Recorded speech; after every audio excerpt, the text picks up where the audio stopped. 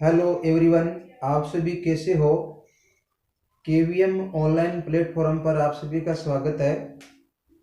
हमने second part में मुख्य रूप से कृत्रिम कायिक प्रवर्धन की दो विधियां पढ़ी थी। पहली विधि हमने पढ़ी थी कर्तन, दूसरी हमने पढ़ी थी दाब लगाना। और आज हम कायिक प्रवर्धन की जो तीसरी विधि है रोपण यानी ग्राफ्टिंग, इसके बारे में पढ़ेंगे।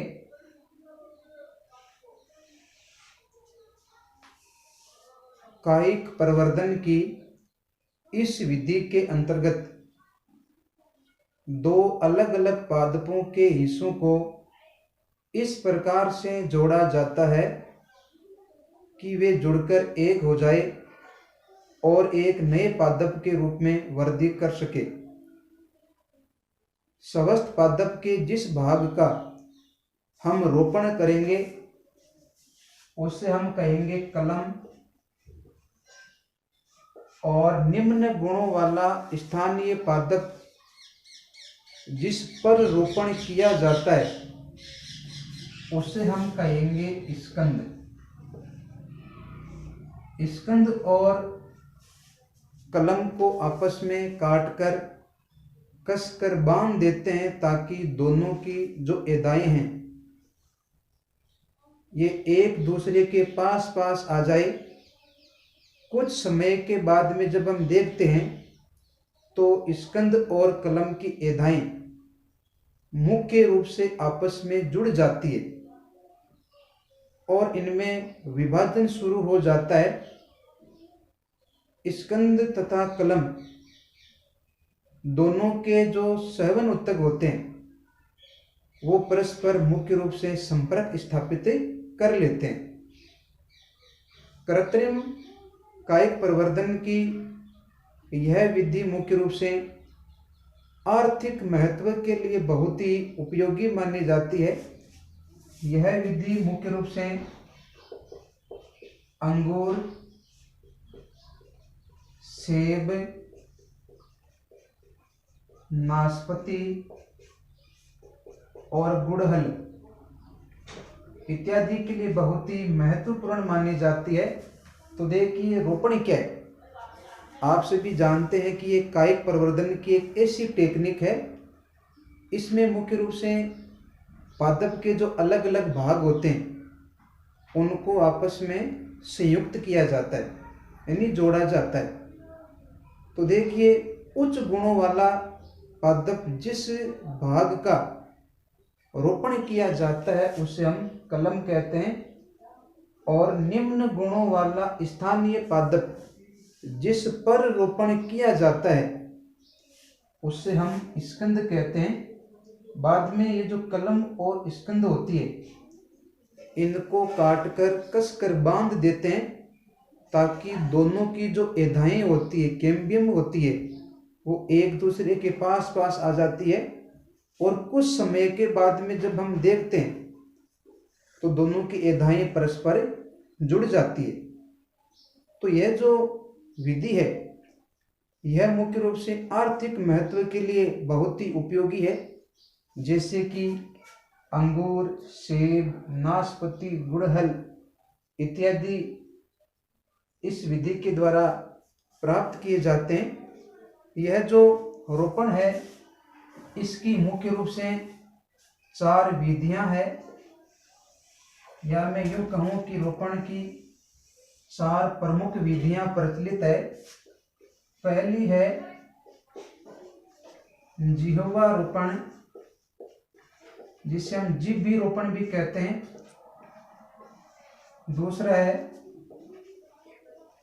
फत्सर रोपण, जिसको वेज रोपण भी कहते हैं। तीसरा है किरीट रोपण, या इसका दूसरा नाम और भी है मुकुट रोपण। और ग्राफ्टिंग का जो चौथा प्रकार है या विधि है जिसका नाम है कलिका रोपण। तो रोपण मुख्य रूप से कितने टाइप का हो गया? 4 प्रकार का। पहला हो गया जिब्बी रोपण, जिसे हम जीहा रोपण कहते हैं। दूसरा है फत्सर रोपण, जिसे हम वेज ग्राफ्टिंग बोलते हैं। तीसरा है किरीट रोपण, जिसे हम मुकुट रोपण भी बोलते हैं। और चौथा है कलिका रोपण। अब हम इन चारों को एक एक करके पढ़ेंगे। आप चाहो तो इनका स्क्रीनशॉट भी ले सकते हैं। देखिए, पहला जो रोपण है वो है जीहा रोपण। आपको यहाँ पर डायग्राम दिखाई दे रहा है जीहा रोपण। देखिए, जीहा रोपण क्या है? इस प्रकार के रोपण में जो कलम और स्कंद होती है, इन दोनों की मोटाई मुख्य रूप से समान होती है। कलम और स्कंद में मुख्य रूप से 5 से 8 सेंटीमीटर एक चीरा लगा दिया जाता है। बाद में जो स्कंद होती है उसमें मुख्य रूप से वी आकार का चीरा लगाया जाता है। ठीक उसी प्रकार कलम में भी चीरा लगा दिया जाता है। बाद में इन दोनों को मुख्य रूप से कसकर बांध दिया जाता है। तो जीहा रोपण क्या हो गया कि इस प्रकार के रोपण में स्कंद व कलम की मोटाई समान होती है। स्कंद और कलम में मुख्य रूप से 5 से 8 सेंटीमीटर एक चीरा लगा दिया जाता है। ये जो स्कंद होती है उसमें वी आकार का चीरा लगाते हैं, और ये जो कलम होती है उसमें भी ठीक उसी प्रकार का चीरा लगा देते हैं, ताकि ये दोनों आपस में कसने के बाद में आसानी से बन जाए। दूसरा जो रोपण है जिसका नाम है फत्सर रोपण। फत्सर रोपण। अब देखिए, फत्सर रोपण क्या है? इस प्रकार के रोपण में जो स्कंद और कलम होती है उन दोनों का व्यास समान होता है। जो स्कंद होती है उसमें मुख्य रूप से वी आकार का चीरा लगाते हैं, जबकि जो स्कंद होती है उसमें वेज आकार का चीरा लगाते हैं।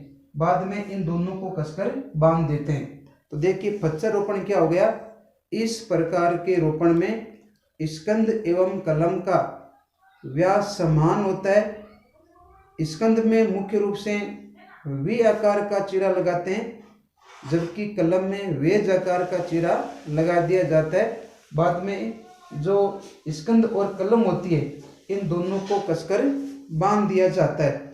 आप चाहो तो इनका स्क्रीनशॉट भी ले सकते हैं।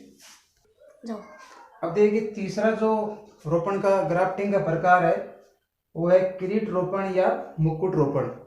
देखिए, हम बात करते हैं किरीट या मुकुट रोपण की।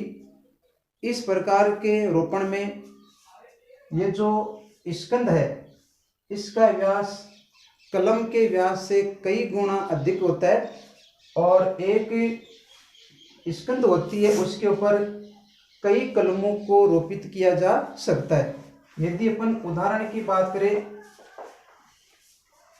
तो नींबू के स्कंद पर संतरे या अंगूर की स्कंद लगाना। तो देखिए, ग्राफ्टिंग के इस प्रकार में क्या होता है, जो स्कंद होता है इसका व्यास कलम के व्यास से कई गुना अधिक होता है, और एक स्कंद होती है उसके ऊपर कई सारी कलमों को रोपित किया जा सकता है, जैसे कि नींबू के स्कंद पर संतरा या अंगूर को रोपित करना। चौथा जो रोपण है जिसका नाम है कलिका रोपण। इस प्रकार के रोपण में जो स्कंद की छाल होती है उसमें मुख्य रूप से एक टी आकार का चीरा लगा दिया जाता है तथा कलम की कलिका का रोपण किया जाता है। बाद में स्कंद और कलम को आपस में कसकर बांध दिया जाता है। तो देखिए, हमने मुख्य रूप से ग्राफ्टिंग के 4 प्रकार पढ़े: जीहा रोपण, फत्सर रोपण, किरीट या मुकुट रोपण, और चौथा हमने पढ़ा था कलिका रोपण। नेक्स्ट हमारा जो टॉपिक होगा वो होगा लैंगिक प्रजनन। देखिए अंतिम जो टॉपिक है इस पाठ का वो है लैंगिक जनन यानी सेक्सुअल रिप्रोडक्शन। तो देखिए लैंगिक जनन क्या होता है। प्रजनन की वह विधि जिसमें दो अलग अलग युग्मक संयोजित होकर एक द्विगुणित संरचना युग्मनज का निर्माण करता है, जो नई संतति का विकास करता है, उसी को हम बोलते हैं लैंगिक जनन। यानी ऐसा जनन जिसमें दोनों जनकों में से किसी एक जनक के द्वारा नई संतति का निर्माण किया जाता है, उसे हम लैंगिक जनन कहते हैं। जो एंजियोस्पर्म प्लांट होते हैं यानी आवर्तबीजी पादपों में लैंगिक जनन मुख्य रूप से आवर्तबीजी जो पादप होते हैं उसमें लैंगिक जनन पुष्पों द्वारा होता है। पुष्प एक सीमित वृद्धि वाला रूपांतरित परोह होता है। पुष्प पौधे के स्तंभ या वृंत के द्वारा जुड़ा होता है, जिसे हम पुष्प वृंत कहते हैं। यानी जो पुष्प है वो पौधे के किसी स्तंभ या वृंत से लगा होता है, उस लगे हुए भाग को हम क्या बोलते हैं, पुष्प वृंत कहते हैं। पुष्प वृंत का जो शीर्ष भाग होता है, देखिए जो पुरुष वृंत है ना, ये डंठल वाला भाग है, इसका जो अग्र भाग है ये मुख्य रूप से चौड़ा होता है और मुख्य रूप से किसका निर्माण करता है, पुष्पासन का। तो देखिए पुष्प वृंत का अग्र भाग मुख्य रूप से चौड़ा होता है, जिसे हम पुष्पासन कहते हैं। अब हम बात करते हैं पुष्प के भाग, यानी पुष्प के कितने भाग होते हैं। देखिए पुष्प के मुख्य रूप से 4 भाग होते हैं और यह भाग मुख्य रूप से 4 चक्रों में व्यवस्थित होते हैं। जब किसी पुष्प में यह चारों ही चक्र पाए जाते हैं तो उसे हम पूर्ण पुष्प कहते हैं, और जब किसी पुष्प में इन चारों चक्रों में से कोई एक चक्र अनुपस्थित हो तो उसे हम कहते हैं अपूर्ण पुष्प। क्या कहेंगे, अपूर्ण पुष्प। तो देखिए पूर्ण पुष्प होते हैं, उनके एग्जाम्पल हो गया सरसों और गुड़हल। सरसों और गुड़हल ये मुख्य रूप से पूर्ण पुष्प के उदाहरण है। और जो मुख्य रूप से पपीता है, लौकी है, यह मुख्य रूप से अपूर्ण पुष्प के उदाहरण है। यानी जब किसी पुष्प में मुख्य रूप से चारों ही चक्र पाए जाते हैं तो वो होगा पूर्ण पुष्प, और जब किसी पुष्प में चारों चक्रों में से कोई एक चक्र अनुपस्थित होता है तो उसे हम बोलेंगे अपूर्ण पुष्प। तो देखिए पुष्प के जो विभिन्न भाग है उसकी अपन बात करते हैं। तो सबसे पहला जो भाग है उसे हम बोलते हैं बाह्य दलपुंज। बाह्य दलपुंज। तो देखिए यह पुष्प का प्राथमिक एवं बाहर वाला चक्र है। ये जो बाह्य दल है, इसका बाह्य दलपुंज का जो प्रत्येक सदस्य है यह मुख्य रूप से बाह्य दल कहलाता है। तो कहने का मतलब बाह्य दलपुंज क्या हो गया, बाह्य दलपुंज पुष्प का पहला एवं महत्वपूर्ण भाग होता है। इसका प्रत्येक जो सदस्य है वो मुख्य रूप से बाह्य दल कहलाता है। ये जो बाह्य दल होते हैं यह मुख्य रूप से हरे रंग के होते हैं। कलिका अवस्था में पुष्प के आंतरिक भागों की सुरक्षा कौन करता है, बाह्य दल। दूसरा जो भाग है जिसे हम बोलते हैं दलपुंज। देखिए दलपुंज मुख्य रूप से पुष्प का दूसरा भाग है। इसका जो एकल सदस्य है यह मुख्य रूप से दल कहलाता है। यानी दलपुंज क्या हो गया, दलपुंज पुष्प का दूसरा भाग है और इनका जो सदस्य है वो मुख्य रूप से दल कहलाता है। ये देखिए आपको दल दिखाई दे रहे हैं। यह दल मुख्य रूप से अनेक रंगों के होते हैं। पराग कण के समय कीटों को अपनी ओर आकर्षित करने का कार्य मुख्य रूप से यह करते हैं। तीसरा भाग है जिसको हम बोलते हैं पुमंग। पुमंग पुमंग मुख्य रूप से पुष्प का तीसरा एवं दलों के अंदर वाला भाग है। पुंवंग पुष्प का मुख्य रूप से नर जननांग भाग होता है। एक पुमंग की जो सदस्य है या इकाई है वो मुख्य रूप से पुंकेसर कहलाता है। तो देखिए ये जो पुमंग क्या है, पुमंग दलों के अंदर की ओर स्थित तीसरा भाग है। यह मुख्य रूप से पुष्प का नरजननांग भाग होता है। पुमंग के जो सदस्य होते हैं वो मुख्य रूप से पुंकेसर कहलाते हैं। एक पुंकेसर के मुख्य रूप से 3 भाग होते हैं। पहला देखिए ये रहा परागकोश, दूसरा है पुतंतु और तीसरा भाग है जिसे हम बोलते हैं पीयूजी। तो देखिए परागकोश क्या है। परागकोश मुख्य रूप से पराग कणों का निर्माण करता है और पुतंतु मुख्य रूप से ये जो परागकोश होते हैं उनको पोषण उपलब्ध करवाने का कार्य करता है। तीसरा भाग है योजी। योजी मुख्य रूप से परागकोश पर पुतंतु के जुड़ने का स्थान होता है। चौथा जो भाग होता है जिसको हम बोलते हैं जायांग। जायांग यह पुष्प का सबसे भीतर की ओर पाया जाने वाला भाग होता है। जायांग पुष्प का एक मादा जननांग भाग होता है। इसका जो प्रत्येक सदस्य होता है, या मैं कहूं कि इनका जो एकल सदस्य होता है उसे हम स्त्री केसर कहते हैं। क्या कहेंगे? स्त्री केसर या कार्पल। स्त्री केसर के भी मुख्य रूप से 3 भाग होते हैं। पहला भाग है वर्तिकाग्र, दूसरा है वर्तिका और तीसरा हो गया अंडाशय।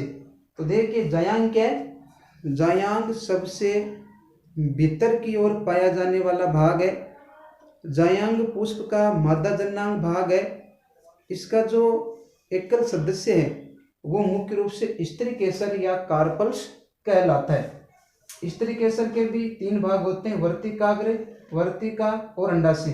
तो देखिए सबसे पहले हम बात करते हैं अंडाशय की। ये देखिए आपको अंडाशय दिखाई दे रहा है। स्त्री केसरों का ये जो फुला हुआ भाग है वो अंडाशय कहलाता है। अंडाशय में मुख्य रूप से बीजांडु का निर्माण होता है। तो स्त्री केसरों का फुला हुआ भाग अंडाशय कहलाता है। अंडाशय में मुख्य रूप से बीजांडु का निर्माण होता है। दूसरा भाग है वर्तिका जिसको हम स्टाइल कहते हैं। तो देखिए अंडाशय से निकलने वाला जो नलिकाकार भाग है वो क्या है? वर्तिका। वर्तिका मुख्य रूप से पराग नलिका बनाने में सहायक होती है। तो पराग नलिका कौन बनाती है? वर्तिका। और ये जो वर्तिका होती है वर्तिकाग्र को पुष्प से बाहर निकालने का कार्य करती है। तो वर्तिका मुख्य रूप से पराग नलिका निर्माण में सहायक होती है एवं अंडाशय से जो नलिकाकार भाग निकलता है वो क्या है? वर्तिका। और वर्तिकाग्र को पुष्प से बाहर निकालने का कार्य भी वर्तिका करती है। तीसरा और अंतिम जो भाग है वो है वर्तिकाग्र। वर्तिकाग्र वर्तिका पर पाया जाने वाला गांठदार भाग है जो मुख्य रूप से पराग कणों को ग्रहण करने का कार्य करता है। तो देखिए जो बाह्य दल एवं दल होते हैं यह पुष्प के सहायक चक्र कहलाते हैं, जबकि पुमंग एवं जायांग जनन की क्रिया में भाग लेते हैं, इसलिए इसे जननशील भाग भी कहते हैं। आपको ये मेरा वीडियो कैसा लगा? यदि मेरा ये वीडियो आपको अच्छा लगा है तो इसे ज़्यादा से ज़्यादा लाइक कीजिए, सब्सक्राइब कीजिए और बेल आइकन का बटन दबाइए ताकि आगे आने वाला वीडियो आपको सबसे पहले प्राप्त हो।